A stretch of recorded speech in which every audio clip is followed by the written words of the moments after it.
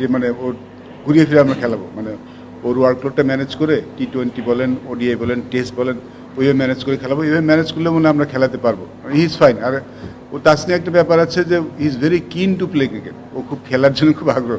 In fact এই T20 সিরিজটাও খেলতে চেয়েছিল, বাট যেহেতু ও আমাদের টেস্টে প্ল্যান আছে যার জন্য T20 সিরিজ আমরা রাখিনি। So he is good, he is okay.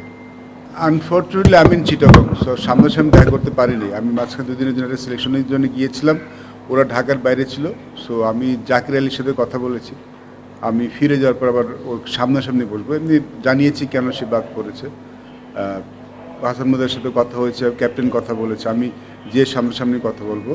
খালেদের সাথে আমার ফোনে কথা হয়েছে, বাট আমি আসলে এমনি ইউজুয়ালি আমি কেন করেছি ব্যাখ্যা করেছি, বাট আমি ওদেরকে যাওয়ার পরে আমি সামনাসামনি বসবো আর কি। সো এমনি বলা হয়েছে, বাট আমি সামনাসামনি বসবো যখন আমি ঢাকায় ফিরে যাব। অমিত দলে এসেছে যে ব্যাকআপ উইকেট কিপার হিসেবে, কারণ এখানে উইকেট কিপার যিনি আছেন লিটন, আর একটা ব্যাকআপ উইকেট কিপারদের টেস্টটা এখন লাগে, মানে যে কোনো ফর্ম্যাটে লাগে। সো ও ব্যাকআপ উইকেট কিপার অপশন হিসেবে এসেছে প্রথম জিনিস। সেকেন্ড জিনিস হচ্ছে হলো ইজ এ কনসিস্টেন্ট পারফর্মার।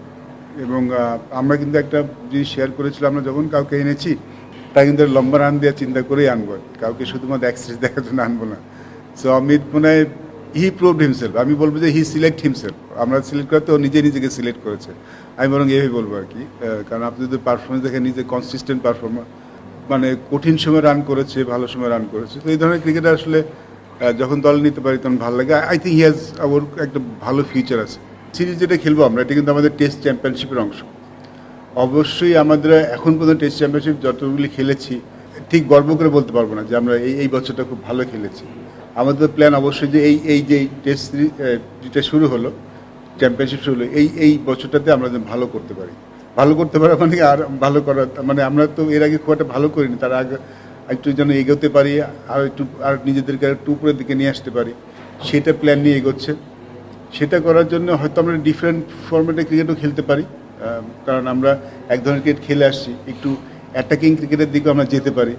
দেখেছেন আপনার একজন নতুন ওপেনার কিন্তু আমরা নিয়েছি যে এই দলে, সেটা কিন্তু একটা অনেকটা পরিকল্পনার অংশ। ইটস নট দ্যাট যে এখনই শুরু হবে, বাট এটা লং টার্ম পরিকল্পনার অংশ হিসাবে কিন্তু এসছে। আমার মনে হয় যে আমরা আমি এর আগে বলেছি, মেনশন করেছি যে আমাদের বোলিং সাইডটা ইজ ওকে। আমার মনে হয় বোলিং সাইডটা এখন বাংলাদেশের 20টা উইকেট নেওয়ার মতো সামর্থ্য আছে, যেটা আগে অতটা ছিল না। আগে ভালো বলার ছিল, কিন্তু এখন আমরা নিয়মিতভাবে 20টা উইকেট নিতে পারি।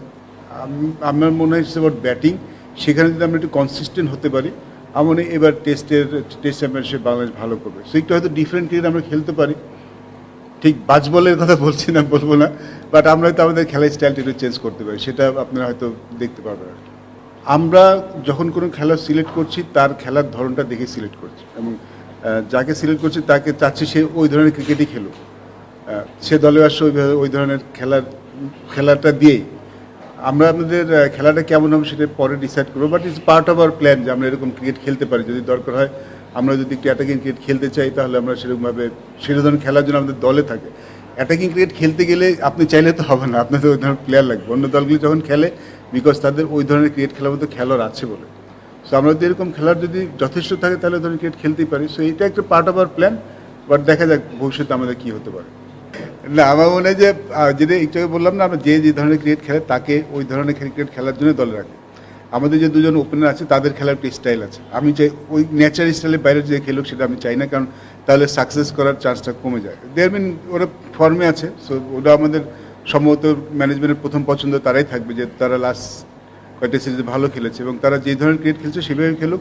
আমি যদি বলছি, যদি আমরা ভবিষ্যতে যদি প্ল্যান চেঞ্জ করতে চাই, তাহলে যেন ওরকম খেলার জন্য আমাদের হাতে থাকে।